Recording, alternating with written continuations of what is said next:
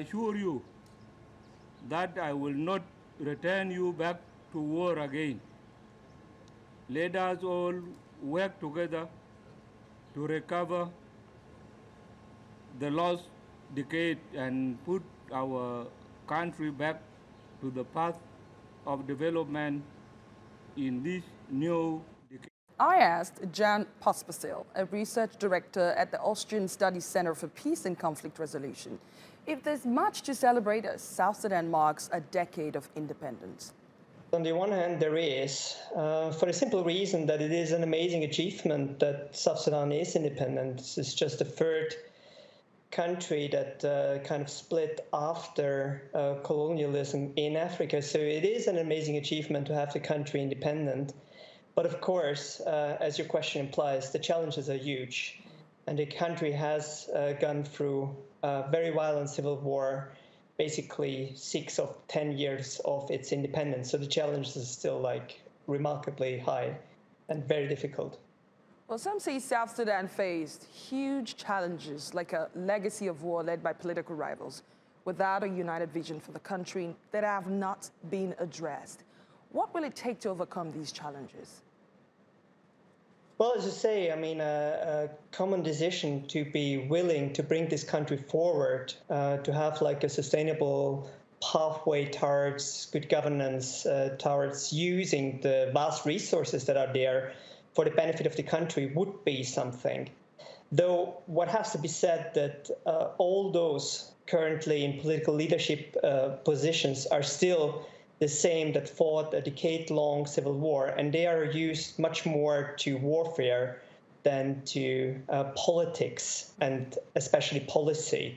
So the political transition from this still war mindset that is dominating South Sudanese politics has to progress in order to achieve sustainable results. Do you think a democratic system of government is the right kind of self-governance for a country that is just starting out on its own, especially because democracy needs institutions to survive? Yeah, I mean, that's indeed a valid question. In the current transition phase that is prescribed by the peace agreement that at the moment decides on the South Sudanese post-conflict transition, elections are the end point. And indeed, lots of my South Sudanese colleagues are looking forward to these elections because it appears as the only way really to get rid of the current leadership and also the war mindset that is dominant within this political leadership. But on the other hand, of course, there's a huge risk attached to this, that elections would open up again ethno-politicized warfare, ethno-politicized competition, would have a huge risk for the very fragile ceasefire that at the moment is prevalent within the country. So many South Sudanese say hope for a better future depends on the departure of President Salva Kiir and his vice, Riek Machar.